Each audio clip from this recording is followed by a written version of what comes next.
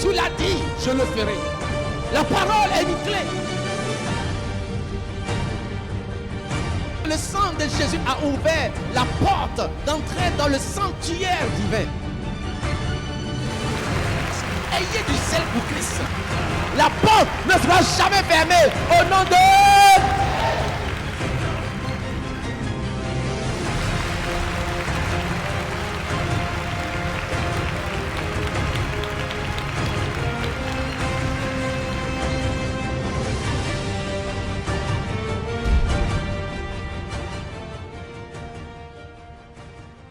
Dis à quelqu'un, si je le vois, je ne serai plus le même. Il regardait attentivement, s'attendant à recevoir quelque chose. Je ne sais, alors toi, est-ce que tu t'attends à recevoir quelque chose? Est-ce que tu t'attends à recevoir de lui quelque chose?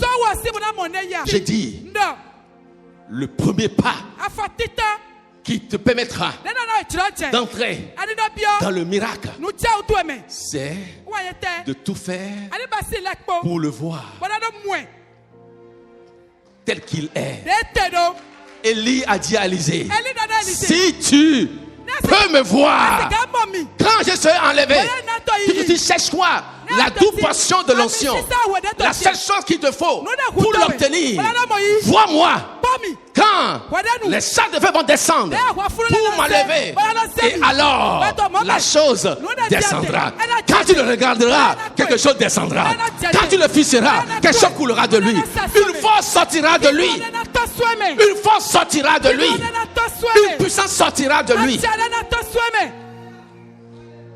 Fixe tes regards sur lui. Et détourne tes regards de ta situation. Détourne tes regards de ton problème. Détourne tes regards et fixe-le sur le Seigneur. En disant quoi? Je ne sais comment, mais je sais une chose. Il le fera. Je ne sais comment, mais mes regards sont tournés vers toi. Oh, tu n'as pas compris. Je vais te l'expliquer. Le psaume 34, verset 6. Il dit, quand on tourne les regards vers lui. Oh, quand on tourne les regards vers lui, on est rayonnant de joie. On est rayonnant de joie. Alors que tu es venu avec quoi? Ton fardeau de misère, de dépression, d'échec, de manquement. Et tu cherchais un secours. Et tu l'as vu. Et il dit, quand on tourne, avant de tourner les regards, il faut les détourner. Avant de tourner les regards vers lui, il faut d'abord les détourner de ton fardeau, de ta situation. Et donc quand tu vas alors te détourner de la situation abominable, conflictueuse dans laquelle tu étais, et quand tu vas tourner maintenant tes regards vers celui qui est la solution, la Bible déclare, il prendra ta honte et donnera sa joie. Il prendra ta honte et donnera ta joie. Il prendra ta tristesse et donnera sa paix. Parce qu'il a dit, je vous donne ma paix, je vous laisse la paix. C'est un donateur de paix. Oh, je parle à quelqu'un. Valide Jean alors 14 verset 27. Je vous laisse ma paix, je vous donne la paix. Je déclare, quand tu vas détourner tes regards de la situation dans laquelle tu es, et tu vas la fixer sur celui qui est la solution, tu obtiendras ce que ton cœur désire. Et tu vas commencer par danser sans t'entendre. Tu rayonnes de joie. Tu vas crier, mon alléluia te revient. Il l'a fait pour moi. Il l'a fait pour moi. Tu vas crier de joie et d'allégresse. Tu ne peux dire amen. Ayant les regards sur Jésus. Il est qui? Dit le chef. Dit le chef. Le master. Le boss. Le chef. Et le consommateur de la foi. Amen. C'est là maintenant que la foi intervient. Quand j'ai d'abord tourné mes regards vers lui, le boss, le chef, le guérisseur, le consommateur, c'est là que lui, il s'attend maintenant quoi? À voir la foi. Mais la première chose, c'est d'abord le voir, le rencontrer, le découvrir tel qu'il est. Et là maintenant, il te regarde Et il s'attend à ce que tu lui donnes la nourriture qu'il mange. Laquelle? La foi. Quand il verra que tu le recherches avec foi, avec instance, avec persévérance, avec conviction, alors il dira: mon fils, reçois. Ma fille, reçois. Ce matin, s'il peut voir en toi la foi, lui, il agira. Mais si toi, tu peux voir en lui le guérisseur, le délivreur, le restaurateur, le pourvoyeur, alors tu recevras la guérison, la délivrance, la prospérité, le bonheur. Et si lui, il peut voir en toi la foi, il ouvre la porte. Il dit: mon fils, prends ce que tu veux. Alléluia. Amen. Le consommateur de la foi qui a envie de la joie qui lui était réservée a souffert la croix, méprisé l'ignominie, et il s'est assis à la droite de Dieu. Alléluia. Amen. À cause de toi, il a souffert. À cause de toi, il a été méprisé. À cause de toi, il a été crucifié. À cause de toi, il a porté la colonne d'épines. À cause de toi, on a percé sa côte. Le sang est sorti. L'eau est sortie. À cause de toi, il a dit: maintenant, tout t'est accompli. Wow. Super. Tout est accompli. Oh, tu n'as pas compris. Il a dit quoi? Oh, que ton mariage est accompli. Il a dit quoi? Que tes affaires sont accomplies. Il a dit quoi? Que ce grand marché dans lequel tu cours est déjà accompli. Il a dit quoi? Oh, ta guérison est accomplie. Il a dit quoi? Ton ministère est accompli. Il a dit quoi? Ta promotion est accomplie. Les hommes cherchent à te rabaisser, mais lui il a dit: il y a plus de 2000 ans, j'ai déjà dit, tu seras la tête et non la queue. Maintenant, rentre maintenant dans ta promotion. Si tu le crois, dis Amen. Dis seulement une parole et les choses alors changeront. Tout change dans ta vie maintenant. Dans le nom de Jésus qui Nazareth. Alléluia. Amen. Le centenier a dit cette parole dans le livre de Matthieu chapitre 8. Alléluia. À partir du verset 5. La Bible déclare que le centenier avait un serviteur. Matthieu 8 verset 5. Quand Jésus entrait dans Capernaum, un centenier l'aborda. Qui veut aborder Dieu ce matin? Qui voudrait aborder le Seigneur Jésus-Christ? Un centenier l'aborda. Un centenier vint vers lui. Un centenier courut vers lui. Un centenier l'a reconnu. Un centenier a vu quelqu'un d'exceptionnel. Le centenier l'aborda. Le priant disant. Le priant disant. Je demande à quelqu'un ce matin: que dis-tu dans tes prières? Il y a des gens qui disent qu'ils prient, mais laissez-moi vous dire, vous priez mal. Et Jacques l'a dit: vous priez, vous ne recevez pas, parce que vous priez mal pour satisfaire vos passions.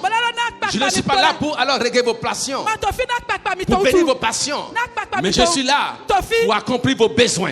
Vous priez mal. Beaucoup de chrétiens sont dans la maison de Dieu, prient, mais prient mal. Voilà pourquoi ils n'obtiennent pas les bénédictions de Dieu. Mais je prie ce matin que quelqu'un puisse bien prier. Wow. Afin d'obtenir les grâces, les bénédictions qui découlent de lui, qui coulent de sa vie, et quelque chose coulera en toi. Il le pria. La prière est importante. La prière est importante pour ouvrir des portes. Mais la prière n'ouvre pas toutes les portes. La foi est importante pour ouvrir des portes. Mais la foi aussi n'ouvre pas toutes les portes. Est-ce que vous me comprenez? J'ai parlé premièrement de quoi? Le voir, le rencontrer, le découvrir tel qu'il est. Deuxièmement, la foi. Troisièmement, la prière. Beaucoup de gens viennent à lui et ont alors les bouches fermées. Il sait déjà ce que je dis. Mais il ne le fera pas. C'est pourquoi il a dit demandez et l'on vous donnera. Est-ce que tu connais ce verset-là? Matthieu 7,7. Mais les païens connaissent. Les vaudous connaissent. Les musulmans connaissent. Ce qu'il a dit Matthieu 7,7. Demandez, on vous donnera. Frappez, on vous ouvrira. Cherchez, vous trouverez. Quand on donne à celui, on fait quoi? On donne à qui? À celui qui? Autrement dit, on ne donnera pas à celui qui n'a pas demandé. Si à ton prochain, moi je demande. Alléluia. Amen. Je ne dis pas de demander, de demander. Alléluia. Amen. Demandez-moi. Et je vous donnerai. Pourquoi? Je suis le grand donneur. Je suis le grand donateur. Mais je veux seulement, quand tu me reconnaîtras comme étant le Messie, le Dieu envoyé dans le monde pour sauver le monde, quand tu vas croire en moi, mets ta foi en moi, et quand tu vas alors me prier afin que j'agisse dans ta vie, alors quelque chose va se passer. Dis à quelqu'un, wait and see. Wait and see. Attends pour voir. Que veux-tu voir? Il dit, le priant disant, Seigneur. Il dit quoi? Seigneur. Il a connu en tant que Seigneur. Mais c'est un Romain. Ce n'est pas un juif. Il appelait comment? Seigneur. C'est-à-dire celui-là qui a le droit de vie et de mort. Celui qui peut dire et la chose va arriver. L'autorité des autorités. Le chef suprême. Le grand Dieu. Le souverain sacrificateur. Le Dieu qui vit et qui règne. Seigneur. Seigneur. Quand tu reconnaîtras sa seigneurie, alors tu pourras jouir des bénédictions qui dépendent de lui. Oh, vous n'avez pas compris ce que je dis. Je prie que Dieu vous ouvre les yeux. Tout à l'heure que je disais, la foi alors n'est pas la chose la plus importante. Bien qu'elle soit importante et indispensable. Mais il y a quelque chose encore avant la foi. Je vais ouvrir la parenthèse.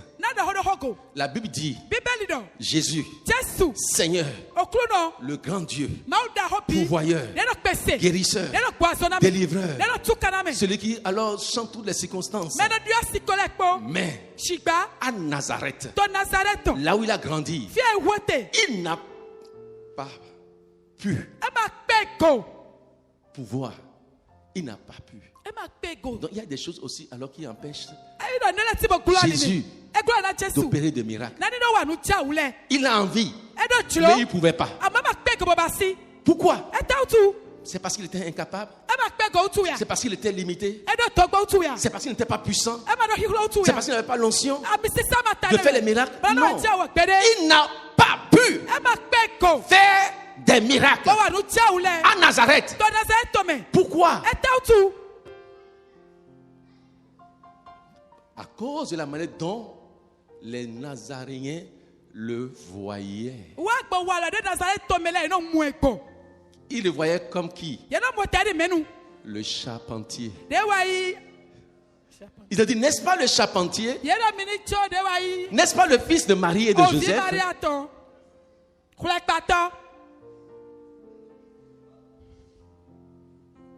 Il ne l'a pas vu comme le guérisseur. Et il n'a pas pu faire des miracles. Il veut, il n'a pas pu. Je dis la manière dont tu le verras te donnera l'opportunité de jouir des bénédictions qui sont en lui. Quelqu'un m'a dit la dernière fois, papa, je t'ai suivi beaucoup d'endroits.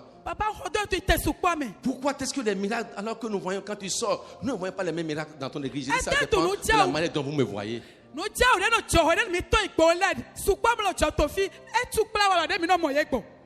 Alléluia. Amen.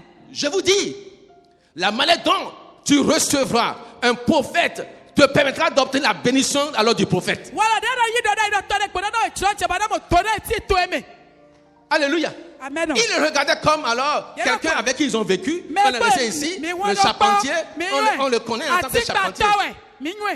Je prie ce matin que Dieu t'amène à le voir tel qu'il est. C'est ça qui fait la différence. C'est ça qui fait la différence. La manière dont tu le verras. Alléluia. Amen. Voyez la femme alors que la jeune fille qui est venue à Parakou, qui ne fait que uriner. Alléluia. Amen. Elle est musulmane. Elle n'est pas chrétienne. Elle est musulmane. Mais elle a dit à sa maman, maman, si je vais là-bas, là où il prie là, je serai guéri. La maman a dit, allons-y. Elle est venue. Le même jour, je priais pour les gens. C'était presque la fin. Je partais, elle s'est approchée de moi. Elle dit, papa, j'urine encore tous les jours au lit. Puis j'ai dit, cette nuit c'est fini. Amen. Et depuis ce jour, le miracle est accompli. Sa maman est venue le lendemain, musulmane. Elle dit, je vais témoigner. Ma fille a honte alors de se montrer devant les gens. Mais je témoigne à la place de ma fille.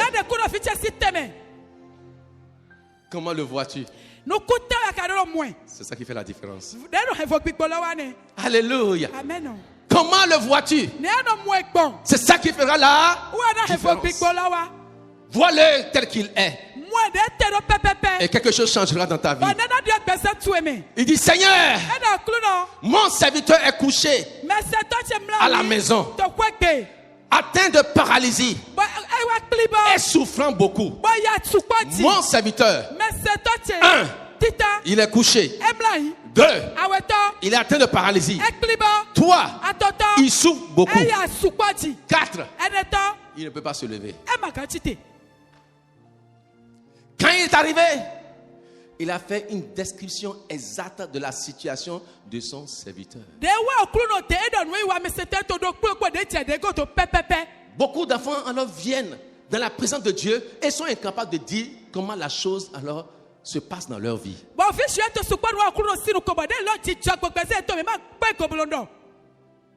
Amen. Voilà pourquoi alors vous partez avec encore votre problème. Il y a une soeur qui est ici, qui avait l'incontinence urinaire.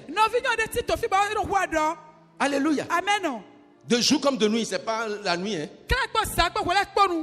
Elle dit elle ne peut pas garder l'urine, ça coule seulement. Donc elle est en couche, continuellement en couche. Et quand elle est venue me voir, elle dit, papa, j'ai telle situation. Elle dit, parce que tu as dit ta situation et que tu n'as pas honte, va, tu ne seras plus en couche. Elle est là ce matin. Depuis ce jour, elle dit, papa, je ne suis plus en couche. Mais j'ai été dans les hôpitaux. J'ai été à Tangueta. J'ai été partout. On m'a fait alors quelle sorte de traitement on m'a fait? Mais une seule parole. Va. Tu ne seras plus en couche. La voilà, elle s'est levée elle-même. Alléluia. Va. Tu ne seras plus en couche. Alléluia. Et depuis ce jour, la guérison a été faite. Elle dit, mes parents ont dépensé. Ils ont tout fait. J'ai dit, parce que tu n'as pas eu honte de dire ouvertement ce que tu as. Va. Tu ne seras plus en couche. C'est simple. Alléluia. Amen. Il a étalé la situation. Si vous voulez obtenir votre miracle, ne vous retenez pas. Attends, tu viens vers le médecin qui veut alors te traiter. Et tu ne veux pas dire alors vraiment ce dont tu souffres. Comment est-ce qu'il pourra te traiter? Tu vas partir avec un mauvais traitement. Parce qu'il ne pourra pas diagnostiquer ton mal. Et tu viens vers le médecin des médecins. Et tu caches. Il a tout déballé, détalé. Et maintenant, je vois le verset 7. Jésus lui dit. Dis Seigneur, dis une parole sur ma vie. Jésus lui dit. J'irai. Et je le guérirai. Wow. Super. J'irai. Je le guérirai. L'homme de Dieu a dit, le centenaire a dit pour moi ça. Viens. Guéris mon serviteur. Il est malade. Il ne peut pas bouger. Il est alité. Il souffre beaucoup. Jésus lui dit, j'irai. Et je le guérirai. La même parole est dite à quelqu'un ce matin. Jésus dit, je viendrai dans ta condition. Je viendrai dans ta maison. Je viendrai dans ta situation. J'irai. J'irai. Là où tu m'envoies, j'irai. Ce que tu me donnes de faire, je le ferai. J'irai et je ferai. J'irai et je ferai. Seigneur, ce matin, je t'envoie dans la main de quelqu'un, dans la vie de quelqu'un, dans le foyer de quelqu'un, dans le marché de quelqu'un, dans le travail de quelqu'un. Je t'envoie, Seigneur, agis dans leur vie, agis dans leur maison, agis dans leurs affaires, agis dans leurs projets, agis parce que tu veux aller, parce que tu veux le faire. Fais-le maintenant. Fais-le maintenant. Il a dit j'irai et j'agirai. Je ferai. Je dis à quelqu'un, le fardeau que tu as amené ce matin, tu ne partiras pas avec. Tu ne partiras pas avec. Au nom de Jésus. Tu ne partiras pas avec au nom de. Tu ne peux pas dire Amen. Je vais vite parler. Verset 8, le sentinelle alors répondit. Il dit, Seigneur, je ne suis pas digne. Je ne suis pas digne que tu entres sous mon toit. Mais dis seulement une parole, un seul mot, et mon serviteur sera guéri. Je ne suis pas digne. Est-ce que tu reconnais ton état? Est-ce que tu reconnais alors la peau dans laquelle tu es? Non, Seigneur, je ne suis pas digne. Ma maison est sale. Elle est pourrie. Elle sent. Il y a du désordre. Il y a l'abomination. Il y a tout ce qui est mauvais. Toi, le Saint des Saints. Toi, le Seigneur des Seigneurs. Toi, en qui il n'y a ni péché. Venez chez moi. Je ne suis pas digne. Oui. Tu n'es pas digne. Mais j'ai une bonne nouvelle pour toi. Tu veux l'entendre? Tu veux l'entendre? Tu n'es pas digne. Mais j'ai une bonne nouvelle pour toi. Dieu ne s'attend pas d'abord à ta perfection pour agir dans ta vie. Dieu ne s'attend pas que tu sois saint, parfait, digne pour venir entrer dans ton indignité. Vous n'avez pas compris. Il a dit, je ne suis pas venu pour les saints, mais pour les pécheurs. Je ne suis pas venu alors pour les bien portants, mais je suis venu pour les mauvais. Dieu ne s'attend pas que tu sois digne pour agir. Mais dans ton indignité, si tu peux seulement me reconnaître, venez à moi, déposer tes fardeaux à mes pieds, par la foi, et croire en toi que je suis capable de le faire. Et si tu veux t'attendre à recevoir cette chose de moi, cela suffit. Ne sois pas parfait pour obtenir. Parce que là, je vais briser maintenant la théologie de certaines personnes. Non, s'il n'a pas fait, c'est parce que je suis encore pécheur. C'est une maçon du diable. Alléluia. Non, Dieu n'attend pas ta sainteté pour agir dans ta vie. Mais quand il le fait, c'est là qu'il te dit: va et ne recommence plus. Maintenant que j'ai fait, que j'ai restauré ta vie, alors ne recommence.